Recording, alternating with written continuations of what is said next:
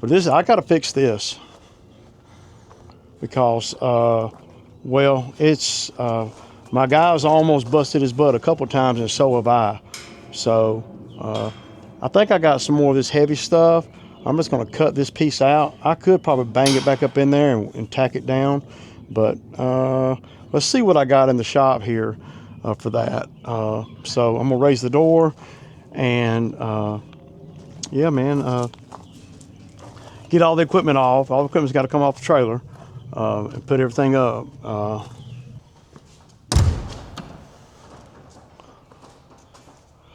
Oh boy, been a long day, y'all. 6 o'clock, man. But I'm at about $1,250 today, $1,260 today. Now I did come home for lunch for a couple of hours, so we're gonna back on up in here, and yeah, I'm probably gonna take all that to the dump tomorrow. Yeah, so.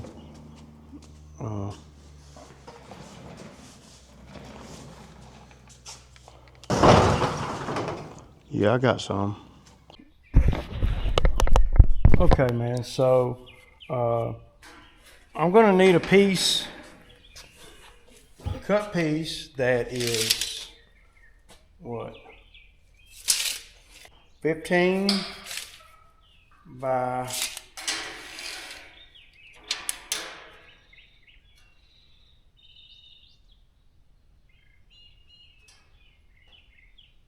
15 by 17.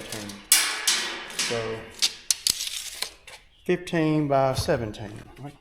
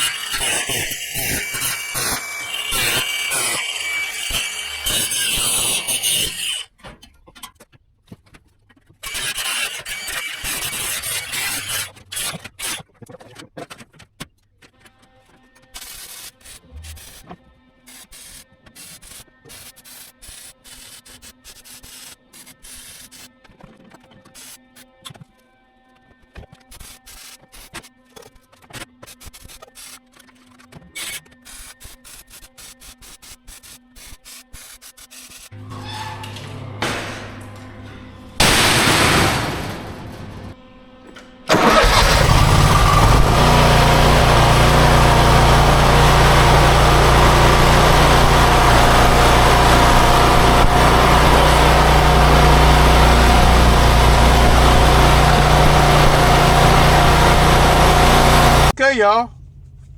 Good morning, good morning. It's Wednesday morning, and like I said yesterday, we got rain, and you know, you got to be able to forecast and read between the lines when the weatherman's saying rain or not. If he's not saying, you know, more than, I don't know, usually, nah, it's not always like that. If he's not saying, you know, 40% chance or more, then I don't even hardly even look at it. If it's 25% chance, 30% chance, I'm gonna try to still go on with my day, you know, and I don't do any modifications or whatever. Now sometimes you got to modify on the fly because, well, if it starts, you never know. 25% chance could turn into 100% chance if it starts raining. So. But there's calculated gambles all the time. I look at a lot of things when I'm planning my week and everything. And you have, even though we like to be on a regular schedule, you have to be ready to duck and move weather-wise. Like yesterday, I changed the whole script yesterday, everything, because they were saying it was going to rain, and today. Now, when I did the schedule on Sunday, they was like 10% chance or whatever, and then yesterday morning, they were saying 80% chance of rain this morning. So even though I had a couple of those yards on my list for yesterday, I went on and did all of the big ones, and then the two that was on the list that we did not do because we were doing all the big ones that I penciled in. I did them after we got done yesterday. So yesterday was a great day, but I'm having to work pretty hard. But I don't, as long as I know what guys are going to do and I know what to expect, right? Then I usually do pretty good. Because I've been out here a long time, and that is what it is. So today, they said it was going to rain this morning, and the guy that's working for me said, "Oh, they said it's only going to rain in the morning, so we can work." But see, you got to understand that I'm not going to want to start working at 11 o'clock in the morning. I'm not. I know a lot of guys do, and I don't want to say I'm not going to start working at 11 o'clock in the morning, with help, right? Because that's not worthy of them coming to work. Because a lot of time, especially if they're in the truck with me, if they're in the truck with me and it's raining or going to rain or it's pretty good chance of rain, we're not going to work. Because I can go, if it doesn't rain much, I can go nitpick and do a few yards that are, that I can do with them being really wet, and I don't really need no help for that. Well, you gotta keep the guy busy. I know, but they gotta learn what to do out here for me to keep them busy. They gotta, the less you know, not only the less money you make, but the less time you get. You have to develop a knowledge, and that just takes time.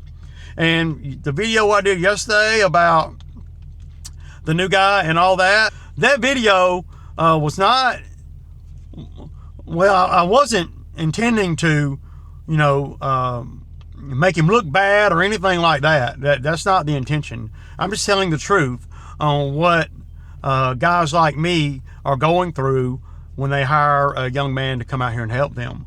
The whole purpose of me hiring someone in April, right, is especially if they're new, is to build them up, their body up and their knowledge up, so when it gets hot, they're not so much that they don't know. If I bring somebody out here in June, then it's a problem on a lot of fronts. Usually, their body's not ready for it. They don't know anything or how I do things, and all this is a problem for me, but also for them, because as it gets hotter, if they're not learning and they're not grasping what I'm telling them, then they're not going to be out here. Because I'm not going to deal with a whole lot of crazy stuff in the heat of the summer. Now, as I've gotten a little bit older, since I've had Bo and Zach and all those guys out here, I've learned a lot. And one of the main ways that I learn is by watching my own videos and my reaction to things. If YouTube don't do nothing else, that it does that for me. Because you got to get better. And I've always thought like that, but I've always had guys out here that would take me off of that thinking, where I'm just surviving, right? And surviving is not good enough for me. Now it's weird. I don't even know how to explain the psyche behind it. Stretching my back out. It's weird, when I look back on some of the stuff that I used to go through with guys and how my blood pressure would go way up. My blood pressure doesn't go up like it used to. Why is that? I really don't know. I think that if you get thrown into a high stress situation, which running your own business can be that, over time you develop mechanisms to prepare not to be in the high stress situation. I could have had Bo out here this year, but why would I do that? Because I knew that Bo will trigger me, right? So that's my new word, y'all, trigger. And yeah. Now, I'm not opposed, and if Zach wants to come out here and work some, and he can, because Zach's been clean for about 6 months, so he may want to come out here and work. I don't know, but Zach's about the only one that could come out here and pick right up, right? Because me and Zach got a lot of history, but I know that the more money Zach gets, the more likely he's going to have problems. So I'm not really chasing that. I was hoping that Justin would come out here and run the second truck, but see, he's not ready to do that yet. He had surgery and all, so I don't know where he's at. But running the second truck, I'm on the fence about even doing it, because if I could just find somebody solid that'll come out here and work, they could work every day, 5 days a week, and they can make, not even working 40 hours could make $600, $700. But they have to show up on time. They got to have a phone. They got to have the mental and physical ability to do the work. And they can't drag me on the training at this point, because, we're in May. So the goal this year was to try to do things a little bit different. And I'm keeping my expenses down. Because I don't have, when the guy's in the truck with me, we're going to be stupid efficient. That's just how it is, man, because I'm not going to allow us to be anything else. And I'm going to be doing things on the fly out there to make us even more efficient. Now, guys that work for me, they got to realize that and guys that don't know anything, well, they just have to go to that. They just have to go with it, because if you don't know nothing, you're not going to be in the other truck. And if you don't know nothing, the only way you're going to be to the point of where maybe you could run the other truck is to be in the truck with me. I got to check the trap. Well, Ray, who are you? Well, I'm the one that has the other truck, and I'm the one that has the business. That's who. And I'm the one that's paying. So I'm paying for the labor. I'm also paying when things go wrong, and I'm also taking customer complaints. Like, I got a complaint yesterday, and I knew I would, and I knew not to see.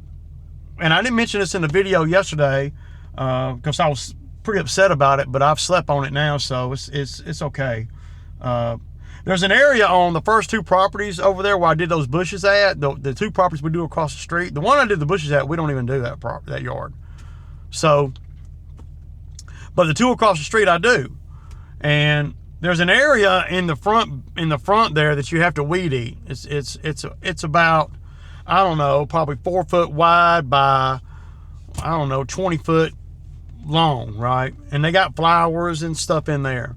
And I always weed eat that. This year, I weed eated that every time because I don't want any, new guy to weed eat it because he might hit some of the flowers. And so while I was over there doing the bushes, the young guy, he's over there weed eating. Now, he's never weed eated that before, and I don't know why he took it upon himself to weed eat it yesterday. I guess he's just trying to show that he knows what to do. And I get that, but he cut the flowers. He hit the flowers, or hit them hard. I mean, and not just a little bit. He cut some of them all the way off. And so last night I got a text message from the customers and said, hey, did your guys cut our flowers in the front bed? And, and see, I have to field calls like that. It's not the end of the world, but, that ain't, good work. And I never told him to weed eat that area. And matter of fact, the last time we was over there, I told him that I usually weed eat this area right here because he's not ready to weed eat that because he doesn't have enough experience not to cut anything that don't need cutting. So that's the second complaint I've gotten about him weed eating. He weed eated somebody's dandelions down, or daisies down. Yeah, somebody's daisies down last week. I don't think I mentioned it because, well, they weren't that upset about it, but they were upset enough to text me and let me know. So, and I encourage customers that if we do something wrong, let me know. Anyway, that's that happened yesterday morning too, along with the bushes and him not really wanting to, be thorough in cleaning up the bushes and all. And then right after I got over there and started, doing the yard, that's when I realized that he cut the flowers. And I said, dude, you cut the flowers, man. And, he didn't even say my bad or nothing. He just, and, all that thing, I know he didn't mean to, and that's okay. But, I mean, these are, well, I guess these are just things you go through when you got new guys out here. And luckily, most of my customers are graceful enough and know me well enough to know that it's not something that happens a lot. Well, from now on, he won't never weed eat that area again. I can guarantee that. So why would he weed eat that? Was he trying to do better? But you can't. You ain't ready for that yet. You got to be ready for these things. Sometimes trying to be better, you sabotage yourself. That's part of it. And though it's not, conducive to being successful, it's a process, man. And I can't stress enough, a good weed eater guy is freaking very difficult to find. To me, out of the guys I've had out here, Zach is probably the best weed eating guy I've ever had.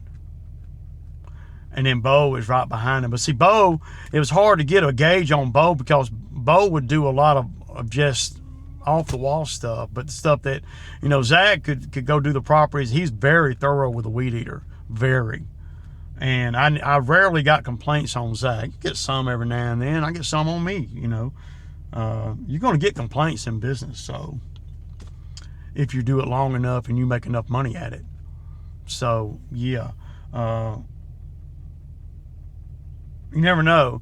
But if Justin's going to run this other truck, he better come on and step up and do it, because I'm going to have to hire somebody that is, and I got to, man.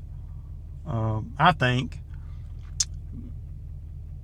or at least if I could just get somebody, even if Justin doesn't want to work, and I don't think he wants to work 5 days a week. I don't. He may want to work, 3 days a week, and I mean, until he gets back in shape. Having hip surgery is a big deal, so, yeah. So by now, y'all have seen the video where I where I just tacked up that, I replaced that piece of steel on the ramp. To me, you got to be able to, well, not got to, but you need to be able to do stuff like that in order to keep your expenses down. Could you imagine if I had to take that to a shop to fix? Or worse than that, somebody get hurt, because I've stepped in that hole quite a few times. I guess it's been there for about 2 weeks. I've stepped in that hole quite a few times in the 2 weeks that we've been here. And then when you're running lawnmowers up on it, you got another. I know it sounds like I'm bashing new help, but when you got new help, they don't know how to. I could have made that hole not get bad for a long time, but when you got new guys out here, they just run the mowers right up on it. They step in it and everything. And once it got, then it becomes dangerous, and you don't want nobody to get hurt out here either. So that's part of it too. So what I'm going to do today is, the storage facility down here, they're calling me. They want me to come and spray for weeds. So $200. I mean, I can do that. I'll use about maybe $6 or $7 worth of spray, and I'll just take a mower down there with me, put the sprayer on the deck of the mower, and I'll ride around and spray. And it'll probably take maybe a half hour. So but I want to make sure we're not getting any more rain. The best time to spray is right after a rain and it gets hot. That's when you want to spray right then. You don't want to spray before it rains unless it's like the day before. And a lot of people say, well, man, I spray, man, and the spray I'm using don't even work. Well, it's probably not the spray. It's probably more about the timing, and also about being able to distribute the spray. You want to mist it out where it can get a lot of coverage, and you don't want to weed eat everything and then spray it. People, that's an old wives' tale. I don't know whoever came up with that concept. I used to think that, well, man, I weed eat it down and then spray it, boy, that'll really kill it, but it doesn't. It doesn't do anything. The spray that I use, which is harmless spray for the most part. Now, if you're using it on big farming and stuff like that, well, it might be different. But it doesn't harm the ground. So if you weed eat stuff down to the ground and then spray it, it might help. It might make the ground look like everything's dead, but it's not going to really work as good as if you spray it while it's good and green. So yeah, I didn't make much money today. A couple $100. I did my aunt's yard too, and I could go do a couple yards if I wanted to, but I'd rather not. We'll just wait till tomorrow. See what the weather's gonna do. But I know one thing: it's gonna start getting hot. I can tell by just it feels muggy. 80 degrees right now, so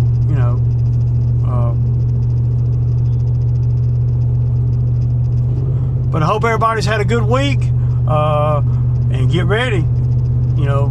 I'm getting ready. I'm ready for the grind, man.